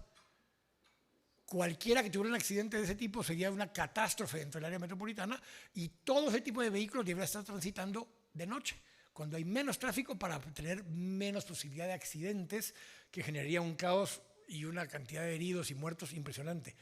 Y si algo nos dejó la pandemia en materia de logística es que las dinámicas cambian y, como les decía, se requiere más inventario disponible porque ya no podemos operar en just in time, pero al mismo tiempo se requiere distintos puntos para atender la mía final, que es un poco lo que decía también Santiago con respecto a ese tema, que es si no tenemos claridad de cuál es nuestro modelo de negocio en particular, muchas veces la alternativa más viable es tener un sistema de logística con terceros, donde podamos tener un mecanismo de logística que mueva nuestro producto a esa mía final y nosotros dedicarnos para lo que somos buenos, que es producir, importar o transformar producto y no estar moviendo producto, que en todo caso hay personas más especializadas en ese rango de negocios. Vamos a tener un poquito una charla, un conversatorio, unos minutos, pero parte de la idea era poner un poco en contexto todo lo que nos explicaron, porque la lógica, las cosas no pasan por sí solas, suceden por decisiones o falta de decisiones de Estado y por decisiones o falta de decisiones del sector privado. Y cuando las dos se juntan, podemos hacer algo muy bueno o podemos generar lo que tenemos hoy. Gracias. Muchas gracias, Quique. Bueno, contamos con un equipo de expertos a quienes quiero cederles el micrófono y que puedan subir al escenario. Y por favor, a todos ustedes, si tienen alguna pregunta, levantar la mano, así yo les puedo trasladar el micrófono y puedan, y pueda el equipo de expertos resolverle las dudas. Muchas gracias.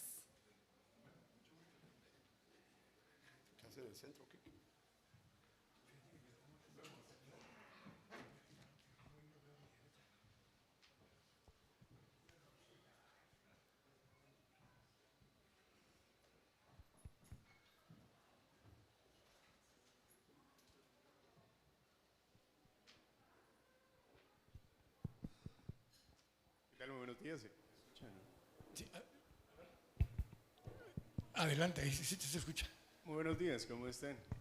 Mi nombre es Héctor, pues yo estoy un poquito ajeno a lo que es el desarrollo de productos relacionados a la inmobiliaria, pero me dedico al desarrollo de sistemas. Mi pregunta concreta es, por ejemplo, si yo fuera un usuario o un proveedor de la cadena de suministros, ¿existe algún sistema o algún motor de búsqueda que alguna persona X quisiera consultar, por ejemplo, si existiera un proveedor de a tal lado o de B a tal lado, y que pudiera tener ese fácil acceso, por ejemplo, de saber, ok, sí, pues es este proveedor o es este el que me puede apoyar en este trayecto, o es una búsqueda que hay que hacerla todavía rutinaria, que hay que volver a hacerla en base a consultas, que tal vez ahora la tendencia ya no es así, ¿verdad? Esas no existe. Mi pregunta es esa, ¿existe algún tipo de sistema que vincule todo ese sistema? Mira, y no que yo lo conozca, digamos, sí, o sea, uno concreto, sobre todo aquí en Guate, digamos, en general, de por sí es limitado, digamos, el acceso a información que tenés de realmente qué proveedores existen que tengan qué capacidades, ¿sí? Y la mayoría de contratos todavía es uno a uno, de buscarte y ver, mira, me podés llevar esto de aquí para allá o algo. Incluso las empresas, digamos, más fuertes con distribución bastante formal, normalmente todavía el transporte como tal, el tipo de contratos que tienen, la gran mayoría todavía es bastante informal, ¿sí? O sea, el tema del transporte es bastante informal, ¿sí?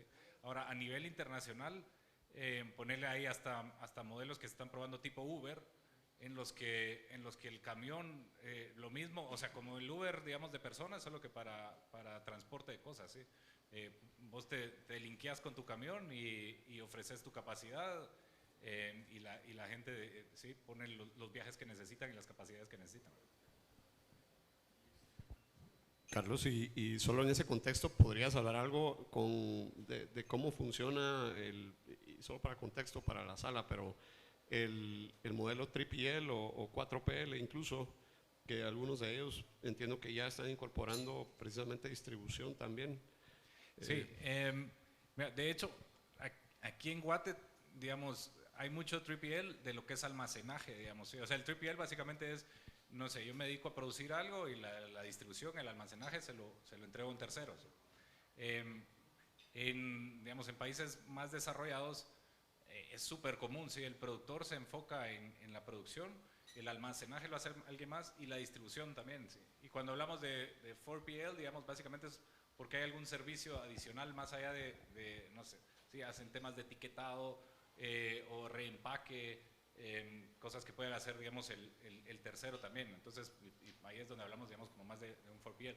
Pero, digamos, en Guate el servicio de distribución es todavía relativamente nuevo y está concentrado en un par de empresas, digamos, que tienen la capacidad de distribuir a nivel nacional como un servicio de terceros, ¿sí?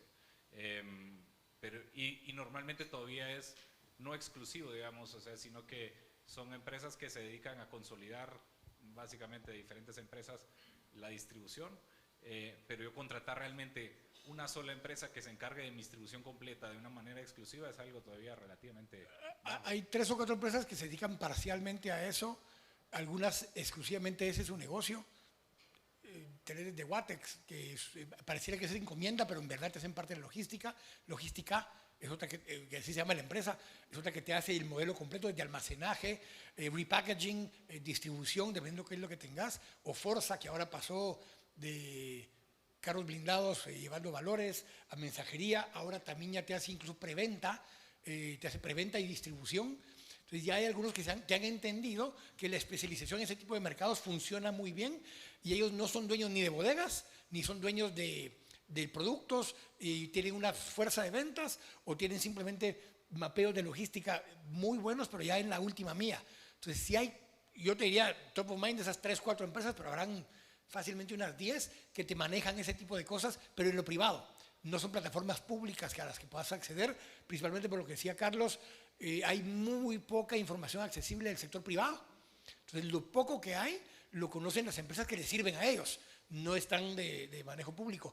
Pero creo que estaremos cerca de tener un tipo Uber o mecanismos similares donde puedas llamar, decir, mira, necesito mandar estos 4 paquetes a Shela y quién te los puede llevar consolidando con otro producto. Normalmente son cosas que no requieren menos de 48 horas, son entre 48 horas a una semana los tiempos de entrega, porque esperan a consolidar para bajar costos por libra. Porque actualmente es muy arcaico, entonces... 100%. Y lo otro es que las empresas que existen... Correcto. Las empresas que existen está, te diría, limitado bastante a cajas, digamos, o productos secos, ¿sí? O sea, digamos, un 3PL que te maneje cadena de frío. O que te haga, no sé, sí, productos frescos como frutas o vegetales, eso es prácticamente inexistente, te diría, o al menos no conozco yo alguna empresa que te pueda llevar ese tipo de... Creo que hasta allá atrás, sí.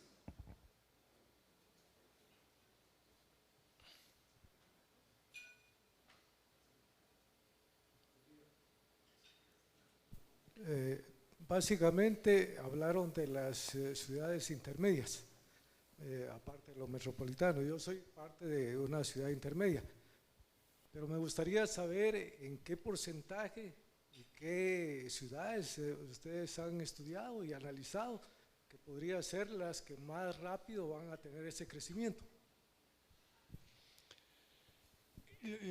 A ver, en tamaño actual, la número 2 sigue siendo el área de Xela. Área de Xela me refiero a Xela, Salcajá, La Esperanza, Cantel, que son los municipios conurbados alrededor del área de Xela. La segunda, en teoría en tamaño, es el área de Cobán, Carchacha, Melco. Sin embargo, la de mayor crecimiento es Puerto Barrios Morales. La que más ha crecido en los últimos años es Puerto Barrios Morales. Se salió de las proyecciones que teníamos en el 2016. Solo en 6 años pasó de estar como en lugar 8 a estar en lugar 3, ya en tamaño, detrás de Xela y de Carchachamelco. La otra que está subiendo más rápido de lo que se preveía también es el área de Jutiapa-Jalapa. La área de Jutiapa-Jalapa, esa región está creciendo un poco más rápido, pero la que tiene el mayor potencial en el mediano plazo es el área de Escuintla. El área de Escuintla, Nueva Concepción, Santa Lucía, Cochumalguapa, ese eje que está ahí. Bueno, si estuviera terminada la CA2 ya hubiera pasado, pero como en lo que se termina la CA2, ese eje que es el corredor de 3 tipos. El corredor portuario, por excelencia, para materia prima, transformación y reexportación, y el corredor de productos que van del mercado hacia el mercado más grande, que es el norte, pero también mucho de lo que se produce en el altiplano y en el área de Xela va a El Salvador, verduras principalmente. Entonces también hay mucho tráfico en dirección hacia Oriente. Ese eje en general es el que más debiera crecer, por eso está creciendo Jutiapa-Jalapa, pero Escuintla, Puerto Quetzal y el eje Nueva Concepción, Santa Lucía, Cochumalguapa es el que potencialmente más rápido va a crecer como logística, como centro de logística. Tal vez para sumar a esto, nosotros desde la perspectiva de mercado de clientes potenciales a quienes estamos atendiendo para precisamente producto hecho a la medida o proyectos hechos a la medida, diría que se sitúan actualmente en el área sur, o sea, el corredor que menciona aquí, que precisamente Villanueva y hasta Puerto Quetzal, o sea, vemos mucha demanda a lo largo de ese sector y tenemos un par de casos específicos que a quienes estamos apoyando en tema regional de su logística y efectivamente coincide con esto que comenta aquí, que o sea, están planteando centros de distribución en el oriente, en el área de Teculután, en Xela, en Reu y Carretera El Salvador. Y digamos que estas son unas pequeñísimas muestras de interés y de demanda, pero creo que sí coincide bastante con lo que las proyecciones dicen.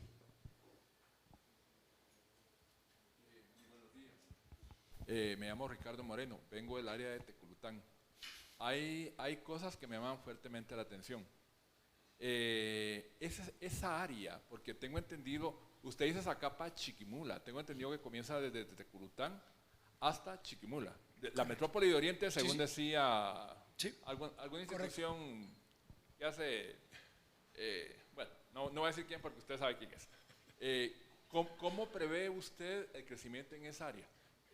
Bueno, de hecho lo vimos con ellos en ese momento que se hizo el estudio, salió simultáneo, pero en verdad ya incluso ya se amplió más de Teculután. El área de expansión ya llegó casi al rancho, porque es ese eje completo. El problema que tiene ese eje, como lo tiene Carretera El Salvador o como lo tiene la CA2 en el sur, es que es un eje. Si no empezamos a diseñar vías alternas, de hecho ese sector tiene la alternativa de entrar por el área del rancho, pasarnos al otro lado del Motagua y pasar por el otro lado para llegar a San Diego y a Cabañas, Huité y todo lo que está de aquel lado. Pero solo puedes atender esa parte de Zacapa si te pasas del otro lado del río. El problema que tienen muchos de esos ejes es que no tienen transversales y no tienen alternativas. Si haces una fotografía aérea, 150 metros alejado de la carretera, no hay nada. No hay desarrollo todavía. El desarrollo está sobre la vía principal a 100, 150 metros máximo de cualquiera de los dos lados. Entonces, si no se modifica y no se generan vías alternas y no se desarrollan mecanismos para que Teculután se conecte más pegado hacia arriba, hacia las montañas, digamos, jalando hacia el rancho, el desarrollo va a ser exclusivamente sobre la vía principal y el caos solo lo vas a cambiar de lugar. No vas a resolver el problema porque la carretera en sí va a colapsar constantemente porque va a pasar por medio de las ciudades. Va a pasar por medio de cada uno de los lugares de paso que hay, y si no había ciudad, se van a construir ciudades alrededor del nuevo paso que va a haber, que eso es lo que pasó en San Lucas ahora. Ese es tu dilema principal. Si no construir vías alternas o no construir la autopista, ¿por qué eso no le pasa a la VAS? Porque la VAS compra la tierra y es dueña de 100, 200 metros alrededor de donde pasa la autopista en algunos casos, y ellos tienen control de lo que pasa sobre la VAS. El Estado no lo hace, entonces construís, y lo que pasa inmediatamente después, si no hay plan de ordenamiento territorial o restricciones de movilidad o los derechos de vía disponibles, la vía colapsa en cosa de 5 años. De hecho, se mira ya en el libramiento Chimaltenango, si uno va y empiezan a ver comedorcitos muy improvisados y ¿verdad? Para que paren los camiones, etcétera, y uno dice, híjole, esto aquí no procede, pero lo que hoy es un comedorcito, como dice aquí, que en 5 años... es un pueblo. Sí. Exactamente. Y ahí a Teculután, perdón, solo para agregar, porque yo creo que uno es el crecimiento, digamos, poblacional que va a estar concentrado probablemente en esas ubicaciones que mostró Quique, digamos, de las ciudades que vienen creciendo, pero Teculután sobre todo va a ser un eje logístico, ¿sí? Porque si bien no es el centro tal vez de una de estas ciudades, pero es el centro para abastecer realmente como varias de estas ciudades, ¿no? Porque sigue siendo digamos, y digamos, por eso también el que más allá de la ciudad, la mayoría de proyectos vienen, digamos, o sea, tanto la parte de Shela, siendo de alguna forma, y de hecho la mayoría de nosotros, muchos de los puntos que estamos viendo no es dentro de Shela, sino que es de alguna forma en las afueras, porque termina siendo un punto para abastecer el resto de las regiones. Ajá, entonces Salcajá, porque desde ahí puedo llegar bien todavía a Quiché, a Quetzaltenango, etc. Y lo mismo pasa con Teculután, o sea, Teculután de alguna forma, en muchos casos es una ubicación suficientemente buena, digamos, para desde ahí llegar a Barrios, para desde ahí llegar a Cobán, para desde ahí atender, pues, obviamente, Zacapa y todo. Entonces, es un punto, digamos, que logísticamente está en todo, digamos, ¿sí? Para toda esa región. Lo que evitas en muchos de esos casos es doble manejo. Entonces, en muchos de los casos, lo que va a terminar habiendo son predios que permitan almacenar el contenedor cerrado, ya sea frío o seco, almacenarlo mientras va al destino final. No es necesariamente para desalmacenar y guardar en cuartos fríos propios, sino que solo un punto donde el contenedor puede esperar unos días en lo que va al despacho final. Esa es una modalidad. La otra sí es como la que estaban hablando de los grandes cuartos fríos que se están montando, que es desempacar, dejarlo en un cuarto frío y volver a redistribuir. Pero ese doble manejo te puede sacar de mercado si alguien más está haciendo distribución directa. Entonces, los lugares estos van a depender mucho de cuál es tu cliente final y cómo te funciona esa logística que decía Santiago. Pero el punto en sí sigue siendo entre Teculután y el rancho, se vuelve básico. Buenos días, mi nombre es Pablo Monzón. 2 preguntas muy sencillas. La primera, tratando de amarrar un poco todas las exposiciones, es si ese mercado de los Estados Unidos es grande y el desarrollo en el sur de México con estos supuestos accesos viales o los proyectos de tren, ¿va a haber alguna oportunidad para Occidente en el desarrollo, por ejemplo, de parques industriales, o si va a seguir siendo la vía marítima la ideal para exportar a esos países? Y la segunda es con esto que mencionabas de la VAS, por ser temas privados, ¿qué tanta certeza tiene un industrial de poder colocar, siguiendo las regulaciones, industria alrededor o en estos ejes, respetando esas regulaciones de espacios, de diferencias, para poder colocar industria también sobre esos ejes? En el área metropolitana, el POT del municipio de Guatemala prácticamente desincentiva zonas industriales pesadas dentro del municipio de Guatemala y las incentiva que se vayan a las afueras. Eso es lo que hace el POT. Villanueva en su momento se planteó al revés, como un centro de logística, por eso vemos ahí mucho el crecimiento que ha habido de bodegas en el área. Amatitlán también se planteó así, como una alternativa para ser un centro de distribución o de transformación. La lógica es que en esos lugares va a seguir pasando esto, sea a la par de alguien como la VAS o independiente. Los desarrolladores de la VAS normalmente cuando compran y empiezan a desarrollar van identificando de una vez con las MUNIs locales que esos puntos sean clasificados como áreas donde se puede desarrollar logística. Lo que no puedes prever en el largo plazo es que en esos lugares, si después se construyeran radiales, que es una radial, es una calle que va de esa VAS hacia el centro de la ciudad. Por ejemplo, lo que hicieron ahorita en la entrada por Petapa. Esa entrada de Petapa te va a generar sobre eso un eje de uso de vivienda, porque la gente ya puede vivir ahí y entrar de una manera más rápida a la ciudad. Va a depender mucho de que generen más ejes radiales. En Chile, el 90% de las vías para bajar de la montaña en Santiago hacia el centro de Santiago son privadas. No son concesiones, no es tierra pública, es empresas privadas que compraron la tierra, construyeron carreteras para bajar de Carretera de Salvador, por ejemplo, por carriles exclusivos hacia el centro de la ciudad, y sobre ese eje no hay nada más.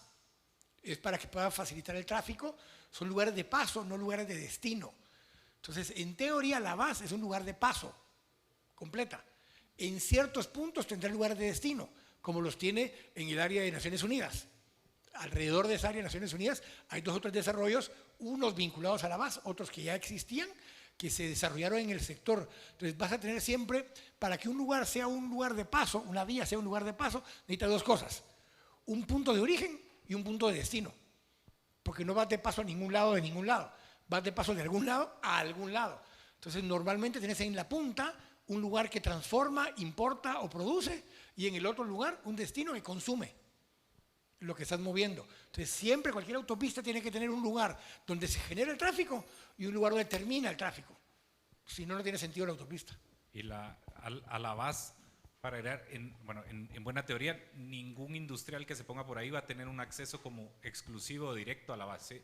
O sea, todo eso, cualquier industria que se ponga ahí va a tener que acceder por los accesos públicos, digamos, o que usan todos, ¿sí? O sea, si uno mira, por ejemplo, la Pepsi que desarrolló el centro de distribución ahí, no tienen un acceso directo, ¿sí? Es el mismo acceso que se usa del Mayan Golf Club y todo, ese acceso es.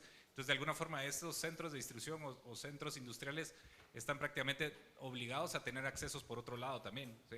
Porque automáticamente yo me estoy bajando de la VAS para llegar a ese lugar. Si bien la VAS puede estar el acceso relativamente cerca, o sea, la vía que yo termine usando como principal, normalmente cualquier industria que se ponga ahí va a tener que tener otro tipo de acceso también.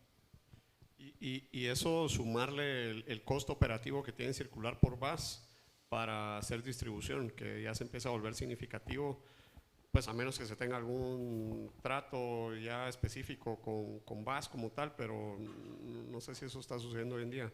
Entonces, sí es importante ubicar estos proyectos o estos parques logísticos con esa redundancia. Si quiero, puedo transitar por VAS y obviamente, como dice Carlos, meterme por los accesos, ingresos ya establecidos y obviamente pagar, pero tener la redundancia de poder hacerlo también por vías públicas, ¿sí?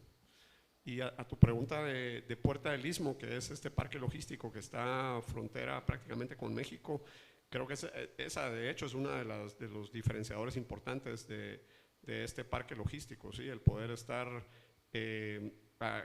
a tiro de piedra de acceso multimodal, riel, aeropuerto marítimo en México, y más bien aprovechándose de la condición de las zonas de desarrollo económico especial, ¿verdad?, que Guate está implementando, y también de la mano de obra en territorio chapín, pero ciertamente esa es la estrategia. Eso te iba a agregar yo, más que zonas francas, las CEDEPs de Solic. Esas en todo caso van a terminar teniendo un impacto fuerte en esos lugares, y va a permitir con mucho mejor eficiencia y amplitud que las zonas francas. Las CEDEP tienen una mecánica mucho mejor para poder importar, transformar y reexportar o nacionalizar después de que transformaste, y hasta en ese momento te funciona como un depósito de dinero temporal o como un almacén fiscal. Entonces las CEDEP tienen ese potencial en su momento para poder permitir hacer eso, especialmente con el mercado mexicano. Sí, para contarles, ¿verdad? Y bueno, como comercial, pero parte de la estrategia que tenemos como Calidad Inmobiliaria Servicios en esta arista de producto es el colaborar con propietarios de tierra y poder empezar a generar una red de parques logísticos en estos nodos importantes que se han mencionado, y en modo, pues bueno, hagamos un desarrollo hecho a la medida en modo parque logístico. Desarrollemos tu propiedad como un parque logístico, y déjame ayudarte además a traerte clientes que puedan ocupar el parque y poder estar con presencia en estos nodos principales. Es parte también de la estrategia. Gracias.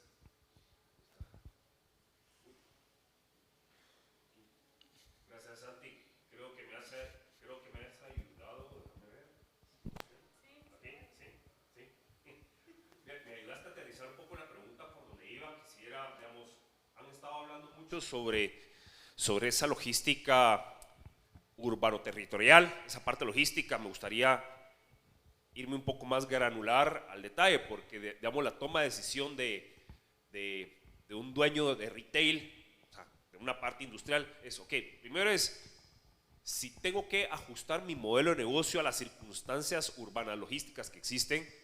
Vos lo mencionabas muy bien, Carlos, pues hay básicamente tres, habrá un poquito más, pero digamos hay tres modelos básicos de tipos de soluciones, ¿verdad? Vos lo diste con detalle, Santi, en algunos de las soluciones que ustedes han dado. Sin embargo, cuando hablamos de proyectos hechos a la medida, si bien vos lo aterrizas muy bien, que ustedes como calidad tienen la capacidad para desarrollar tierra de terratenientes que pueden llegar a tener potencial y que probablemente el mismo terrateniente no se da cuenta de eso.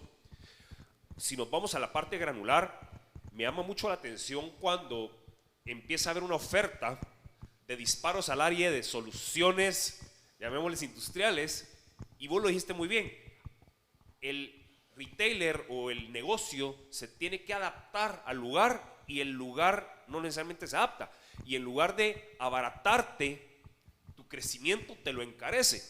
Y dicho esto, me voy a ir muy bien. Vos hablabas, por ejemplo, tenías por ahí en la gráfica adaptar la altura, ¿no? A 12 metros o a lo que fuera. Ok, quiere decir que en 12 metros yo puedo estivar más racks o estivar más producto, lo cual implica menos área de circulación, menos corredores, lo cual me lleva menos transporte, menos cargadores, menos gasolina, menos mantenimiento, menos luz, menos seguridad. Cuando empiezo a sumar todos esos ahorros, solo por pensar en que mi solución se adapta a una logística interna, pues evidentemente empezás a tener beneficios económicos que también te ayudan a tomar decisión de adaptarme a algo o que construir algo propio. Me gustaría, ustedes dos, especialmente Santiago y Carlos, que sé que tienen mucha experiencia en la parte de construcción de ese tipo de soluciones, ¿cuál es el beneficio de poder tener un producto hecho a la medida? Digamos, ¿dónde está el valor adicional? Porque cualquiera me alquila o me compra una bodega, ¿no? Pero no necesariamente la bodega per se me soluciona mi necesidad. ¿Podrías ampliar un poquito?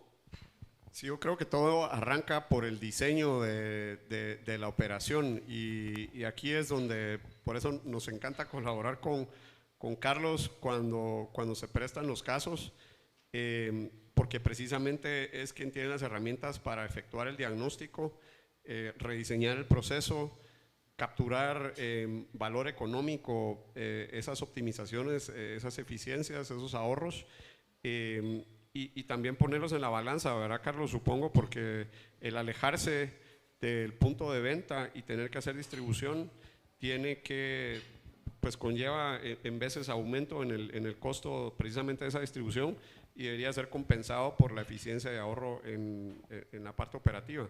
Nosotros luego entramos y ejecutamos tal cual el activo o el inmueble para que se adapte a ese diseño, pero si puedes hablar un poco de eso.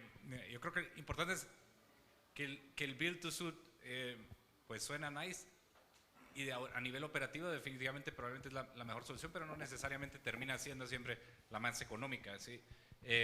Y eso es al final los estudios lo que buscamos, ¿sí? Y arranca, mencionabas, digamos, las ventajas de ya la construcción y digamos la operación interna, pero arranca realmente desde el paso antes de la ubicación, ¿sí? Porque entonces nosotros digamos, vos mencionas, me voy más alto, necesito menos terreno, entonces me puedo ir a un terreno más caro, me lo ahorro en la distribución. Me tengo que ir más lejos, consigo terrenos más económicos, pero se me sube el otro costo. Entonces, al final es todo un balance el que hay que hacer y digamos, no es como que tengas una sola solución, sino que al final nosotros en el proceso arrancás desde la necesidad que tiene el negocio, construir sobre eso cuál es el proceso que necesita, cuáles son los niveles de servicio que tiene que cumplir, y en función de eso vas básicamente construyendo todas las diferentes alternativas, entre cuales las build to suit pues tienen las ventajas sobre todo que lo haces, pues, lo dice el nombre, a la medida de lo que necesitas, y vas a tener, digamos, sí, todo cubierto de la necesidad del negocio, ¿sí?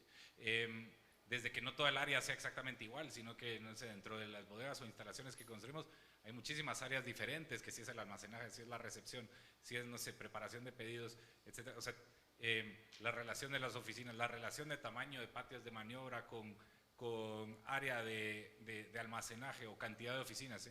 En la mayoría de soluciones ya construidas, o sea, no solo es la altura no tiene 12 metros, tiene 9 y ya automáticamente tenés más metros, sino que después la cantidad de puertas que tenés no es la adecuada, ¿sí? Porque, no sé, sí, obviamente para aprovechar el terreno pusiste muchísimo área techada porque la renta la haces en función de eso, pero después te quedaste con muy pocas puertas. O tenés puertas para recibir, pero no hay área para estacionar camiones. Entonces, muchísimos de los problemas que vemos, digamos, en las soluciones no build to suit es que tenés los camiones, no hayan donde estacionarlos o están afuera de los parques logísticos buscando espacios porque no existen. Entonces, al final es, digamos, en todos los niveles que veas, las ventajas del build to suit están desde que te vas a ir a ubicar a donde mejor te funcione. Y eso no quiere decir que necesariamente sea el terreno más económico ni el más costoso, sino que en todo el balance de costos te va a dar la mejor solución. En que el diseño de la bodega y las áreas las vas a hacer exactamente las que necesitas, no te van a sobrar metros ni te van a faltar, ¿sí? En que vas a dejar previsto cuál es el crecimiento, ¿sí? Porque eso es lo otro. Muchos dicen, no, necesito ahorita, no sé, 5,000 metros, encuentro los 5,000 metros, me mudo y a los 2, 3 años inmediatamente estoy otra vez con el mismo problema y tengo que mudar toda la operación otra vez, ¿sí? Entonces en el build to suit también dejamos previsto cuáles son los planes de crecimiento para que esa instalación te dure también, no sé, 10, 15, 20 años, ya sea con las capacidades de crecer las fases necesarias para seguir cumpliendo. Entonces, yo veo, o sea, es una ventaja a nivel del costo operacional interno, pero también, digamos, todos los costos externos, o sea, hasta temas de dónde vas a sacar la mano de obra, digamos, o las gerencias, los supervisores, de dónde van a llegar, ¿sí? Que no en cualquier lugar los conseguís, o no con la misma facilidad. Entonces, el build to suit te está viendo todo, ¿sí? Esa es un poco la idea, todas las necesidades que tiene el negocio, no solo específicamente no sé, los metros cuadrados que estoy buscando y más o menos la ubicación, ¿sí? Entonces, pero como digo, pero no necesariamente quiere decir que en todas las situaciones tenga que ser, ¿sí? Puede ser que dentro de todo esto, no sé, la bodega de 5,000 metros que ya existe y tiene las necesidades que puedo cumplir, pues es una buena solución, ¿sí? Tal vez solo sumarle a eso de que nuestra tarea entonces es a partir de la definición de funcionamiento, ubicación, que por ejemplo alguien como la consultoría que maneja Carlos le provee al negocio, luego nuestra tarea empieza en tomar esa solución, ubicar, o sea, conseguir la ubicación ideal, transformar ese funcionamiento en un plano de cómo se mira ese plantel, cómo se mira esa bodega, que cumpla con los requerimientos de funcionamiento y luego llevarlo a ejecución a través de elaboración de planos, obviamente adquisición de tierra si es que hace falta, toda la permisología, la construcción, hasta la entrega llave en mano. Incluso hemos proveído para clientes que solo funcionan en alquiler el capital de quién es el propietario del inmueble para que pueda firmar ese contrato de alquiler, pero sí, ciertamente la parte de resolver el funcionamiento tal cual es donde todo empieza y es fundamental. Yo te decía profundizar en esto último que acaba de decir Santiago porque se vuelve importante. Build to suit no quiere decir que tenés que tener todo el capital ni los terrenos para poder construirlo. Mucho de lo que está empezando a pasar, si planificas el crecimiento, y el crecimiento va a ser que necesitas 10 puntos más de distribución el día de mañana, que no va a estar en el mismo punto donde estás construyendo actualmente, es ir identificando inversionistas que están interesados en que te construyan, te alquilan, fiscalmente a vos como parte de tu proyecto no sacas ni toda la plata en el momento, se vuelve un gasto en vez de una inversión, y te ayuda fiscalmente el que sea un tercero el que construyó, pero ese tercero no va a construir para ver a quién le alquilo. Ese tercero construye porque a vos te interesa ese proyecto y vas a querer 4 bodegas más en los próximos 5 años como puntos de distribución. Esa empresa probablemente invierte con vos, le generas contratos de 10 o 15 años como mínimo, le genera el retorno que estaba buscando y la instalación la construye un tercero. Pero es parte también de lo que se puede terminar de evaluar, los efectos fiscales y los efectos de necesidad de capital, para que no todo lo haga necesariamente la empresa que está creciendo, sino que hay gente que tiene plata para eso justamente, para inversión en este tipo de modelos o en cuartos refrigerados, como hablabas hace un momento. Entonces, sí hay una siguiente parte que es la parte fiscal. No necesariamente build to suit quiere decir que lo va a construir para el que lo va a usar. Lo construís para el que va a invertir en él, pero ya tenés el cliente final. Puedes construir un build to suit para un supermercado, pero no necesariamente el supermercado es dueño de la tierra. El dueño de la tierra es un inversionista que le alquila a cualquiera de sus supermercados el día de mañana, pero le hiciste un build to suit al supermercado. Entonces hay un paso ahí todavía al final, que es quién es el cliente potencial que va a invertir para alquilarte a vos las instalaciones. Sí, gracias, Quique. Eso es súper importante y es una pieza clave que tenemos incluida como parte de la estrategia de calidad inmobiliaria a través del brazo de CI Capital. Y es algo que estamos ejecutando ya con inquilinos que quieren un inmueble para alquilar hecho a la medida y pues podemos ahí articular la parte de capital que entre, sea quien construye el inmueble, sea quien firma el contrato de arrendamiento, y al final, como dice Quique, la intención es convertirnos en el brazo desarrollador y de capital de estas empresas y acompañarlos a través de su estrategia de logística y de su plan de expansión logística en los diferentes nodos regionales prácticamente, pero Guate ciertamente. ¿Alguna otra pregunta o comentario? Si no, terminamos, ¿verdad? Sí, listo.